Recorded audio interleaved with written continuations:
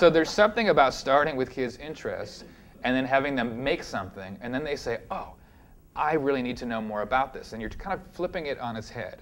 One of the things that I really appreciate about teaching in this kind of project-based setting is that I was an AP physics teacher, and I taught kind of regular physics and math and a number of subjects. I was also a basketball coach along the way as well.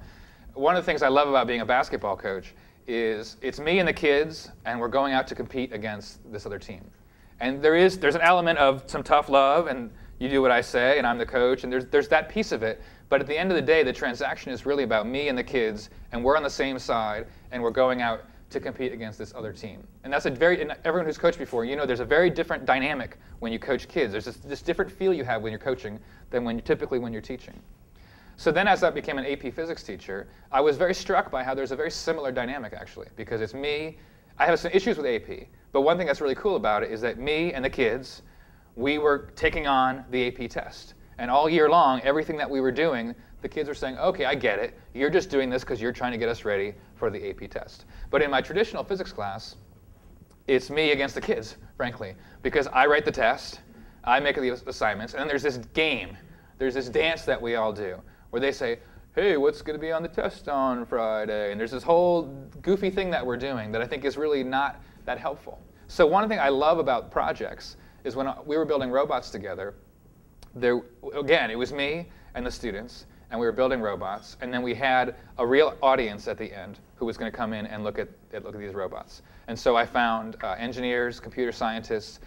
There's so many geeks in San Diego. It's like so easy to find them. I say, hey, we've got these adolescents doing this geeky thing that you love. Would you come in and check it out? And so of course they're coming in droves to come give my kids feedback. So that there's something there, I think, for kids about presenting authentically to a real audience and making things which they really are passionate about. He's the director. Do you remember your line? Sean! So what are we doing before? You guys are checking out your cars, like make sure everything is okay. You're gonna like, you notice me like from the corner of your eye. You get what I mean? So it's like a whoa. So this is part of the industry. And you start following me. Yeah, and you guys start following me like some wrong looking. Sean, I go, whose piece of shit is this? What do you say? Like, this piece of shit's gonna beat you. Really? This piece of shit. this piece of shit. Better luck tomorrow. You. You're and then you can never race over here. Are you gonna race over here? Right now. My name is Armando Uribe. I'm a senior at High-Tech High. We have an intersession project right now where it's basically we get to do kind of like things we're passionate about. And my group and I were making a film, and we're making parodies of famous movies that have been out. And right now we're making a Fast and the Furious Tokyo Drift. Action!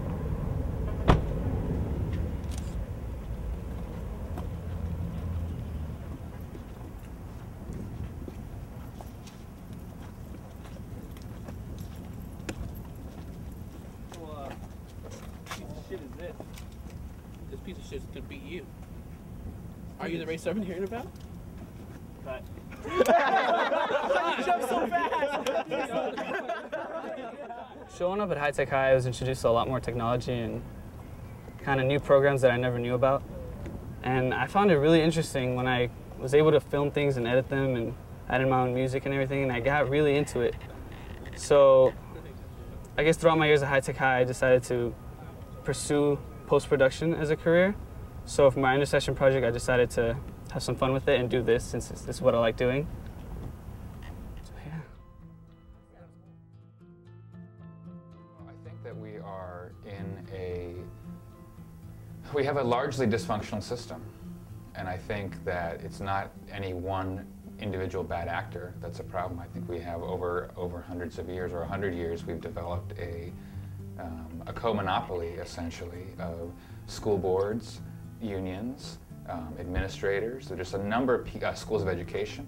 Of course, we can look at students and are their parents supporting them enough. I'm not sure how much that gets us, but if we look at just the educational system, I think there's a lot of pieces that are working against each other in ways that are not that helpful. So I think it can be hard to see what to do. You know, Debbie Meyer talks about how it's really important to have a school where the adults love coming every day. And she points out that it's almost like you're not supposed to talk about adults, you're supposed to talk about the kids. But I think that's something that we really take to heart, is having a place where adults are learners and they like coming, and they also are empowered to make important decisions, so that kids can be in the company of powerful adults who are making important decisions, who have a smile on their face, who like coming to work every day, and that there's sort of a trickle-down effect with that. So that's a very important element of what we try to do. We think there's something powerful about having a small number of students with a small number of teachers. For us, 2 has been a magic number. We've tried 6, 5, 4, 3, and 2, and 2 seems to work the best. There's something about if it's just you and me and we're teaching these students, we feel there's sort of this freedom that comes with it, and there's also this tremendous sense of responsibility, because you can't look to what are the other 6 teachers taking care of Billy. It's like, I guess it's you and me, and we need to really take care of this student. So it really, I think it fundamentally changes the dynamic when you can get a small number of kids working with a small number of teachers.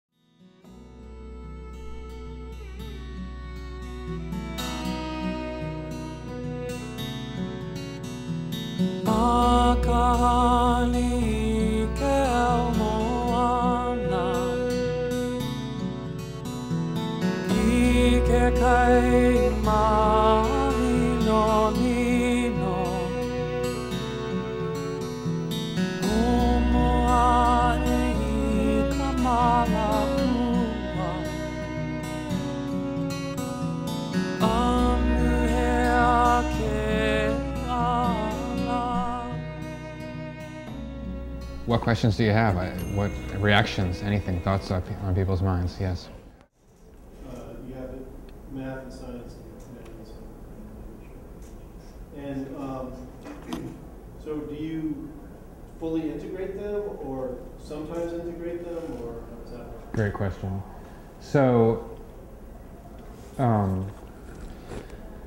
so one thing that could happen, for me this is like almost like quote unquote the worst case scenario, would be the teacher teaches math for an hour and they teach science for an hour, and they find no connections between the 2 subjects, and then the teacher across the hall is teaching an hour of history and an hour of English and seeing no connections.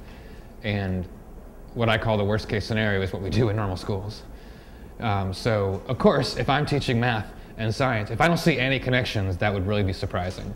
But but I don't think the achieved state for us is everything is 100% interdisciplinary, and there's never a time where we just do a little math, or we just do some physics, or we're just going to study some literature right now. So it's just absolutely a balancing act, and I would say that when teachers first arrive, it tends to be more content specific, and then over time, they get better at integrating, and then they say, oh, if I do that project again, I see all this extra content that I can pull in that I won't have to do on the side next year. I can just actually do it integrated into the project. So it's kind of it's just evolving. So do you